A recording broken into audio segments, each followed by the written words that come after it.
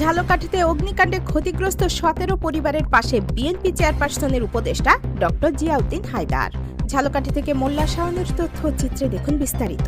ঝালকাঠি পৌরসভার শ্মশানঘাট এলাকায় ভয়াবহ অগ্নিকাণ্ডে ক্ষতিগ্রস্ত ১৭টি পরিবারের পাশে দাঁড়িয়েছেন বিএনপি চেয়ারপারসনের উপদেষ্টা ও জনস্বাস্থ্য বিশেষজ্ঞ ডক্টর জিয়াউদ্দিন হায়দার।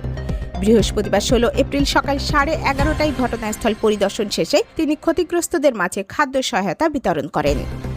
সামাজিক সংগঠন human accord development society hats এর সহযোগিতায় নিম্ন আয়ের এসব পরিবারের মাঝে চাল, ডাল, আলু ও ভোজ্য তেল সহ জরুরি খাদ্য সামগ্রী বিতরণ করা হয়।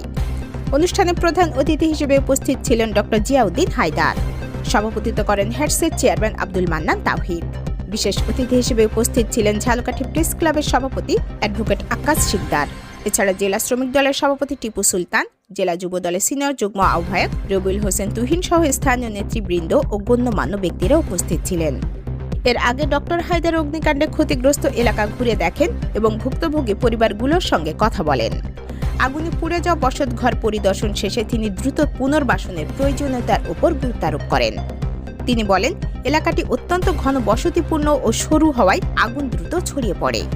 এখানে বসবাসকারী অধিকাংশ মানুষ নিম্ন আয়ের হওয়ায় এই ক্ষতি তাদের জন্য বড় ধরনের বিপর্যয়। তিনি সমাজের বিত্তবান ও সচেতন মানুষদের দুর্যোগ কবলিতদের পাশে দাঁড়ানোর আহ্বান জানান। ডক্টর জিয়াউদ্দিন হায়দার আরও বলেন, বিএনপি সবসময় অসহায় ও বিপদগ্রস্ত মানুষের পাশে থাকে। এই ঘটনায় দলের স্থানীয় নেতাকর্মীরা দ্রুত সহায়তা নিয়ে এগিয়ে এসেছেন। পাশাপাশি প্রশাসন ও অন্যান্য সংগঠনের সহযোগিতাও প্রশংসনীয়। ভবিষ্যতে এ ধরনের দুর্ঘটনা প্রতিরোধে সংশ্লিষ্টদের প্রতি আহ্বান জানিয়ে তিনি বলেন, বিদ্যুৎ সংযোগ ও অবকাঠামোগত ঝুঁকি চিহ্নিত করে দ্রুত কার্যকর ব্যবস্থা নিতে হবে, যাতে এমন মর্মান্তিক দুর্ঘটনা আর না ঘটে। দৈনিক যায় যায় বেলা, সত্যের সন্ধানে সারাক্ষণ।